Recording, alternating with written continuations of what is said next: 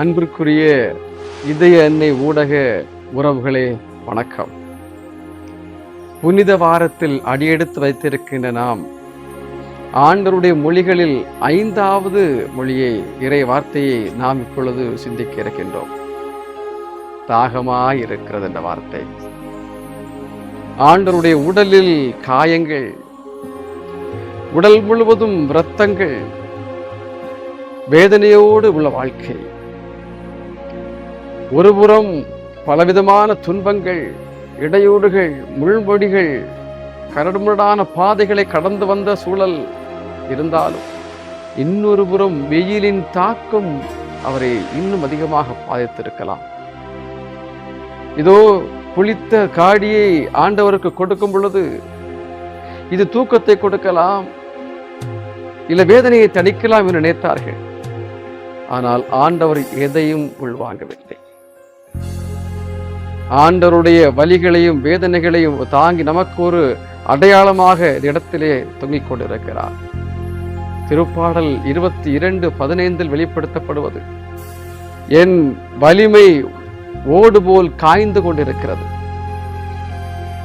என் நாவு மேல் அன்னத்தோடு ஒட்டி கொண்டிருக்கிறது.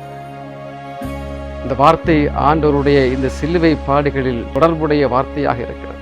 மோசே செங்கடல் வழியாக இஸ்ரவேல் மக்களை வழிநடத்துகின்ற பொழுது மக்களுக்கு பயம். முன்னால் செங்கடல், பின்னால் பார்வோன் மன்னனுடைய ஆட்கள் துரத்துகிறார்கள். மோசே ஆண்டவருடைய கட்டளைப்படி கைத்தடியை கடலில் அடிக்க கடல் மூடுகிறது. மக்கள் தப்பித்துக் கொள்கிறார்கள்.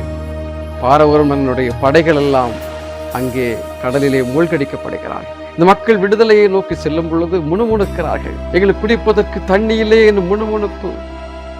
ஆண்டவர் அந்த சூழ்நிலைகளிலும் இறைவாக்கினர் மோசேயுடைய உதவியால் பாறையை அடிக்க தண்ணீர் அங்கே புறப்பட்டு வருகிறது. தண்ணீர் அந்த அளவிற்கு முக்கியம் மனிதவா ஆகமாக இருக்கிறது என்று சொன்ன கடவுள் நமக்காக எல்லாவற்றையும் தாங்கிக் கொண்டவர்.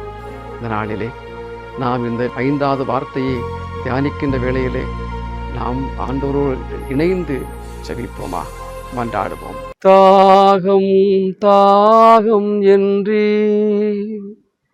எனக்காய் ஏங்கி நின்றி, தாகம் தாகம் என்று எனக்காய் ஏங்கி நின்றி, பாவங்கள் சுமந்தி பரிகார பலியானி, பாரங்கள் சுமந்தி பரிகார பலியானி, அன்பே கல்வாரி அன்பே உம்மை பார்க்கையிலே உள்ளம் உருகுதையா. மன்றாடு. ஆண்டவரே, உம்மோடு இருக்கிற நம்முடைய விசுவாசிகள் எல்லா நொடி பொழுது உம்மையை பற்றி கொண்டு வாழ்கின்றவர்கள் தங்களுடைய வாழ்விலே கடினமான துன்பங்களையும் வேதனைகளையும் அனுபவித்தாலும் உம்மை விட்டு ஒருபோதும் காத அன்பு உறவுகள் ஏதான் எங்களுக்கு அனைத்துமாக இருக்கக்கூடியவர். அந்த நம்பிக்கையில், இறை நம்பிக்கையில் வாழ்ந்து கொண்டிருக்கிற உம்முடைய அன்பு மக்கள், இந்த ஜெபத்தை கேட்டுக் கொண்டிருக்கின்ற ஒவ்வொரு விசுவாசிகளையும் ஏதானே ஆட்கொள்ள வேண்டும்படியாக வழிநடத்துகின்ற கடவுள், நெருக்கடியான வேளையிலே பாதுகாப்பையும் நல் வழிகளையும் கொடுத்து பாதுகாக்கின்ற அன்பு தகப்பன், துன்பமான வேளையிலே முழுமையான மகிழ்ச்சியை கொடுத்து அரவணைக்கிற அன்பு கடவுள் ஆண்டவரே, இதோ எங்கள் ஒவ்வொருவரை மீண்டும் ஆசீர்வதித்து எங்கள் எளிய விசுவாசத்தின் வழியாக உம்மோடு மீண்டும் பயணித்து நாங்கள் சந்திக்க நெருக்கடிகள், நாங்கள் சந்திக்கின்ற துன்பங்கள், நாங்கள் சந்திக்கின்ற வேதனைகள் அனைத்திலும் இருந்து நீர் எங்களுக்கு விடுதலையை கொடுக்கின்ற கடவுளாக வாரும்.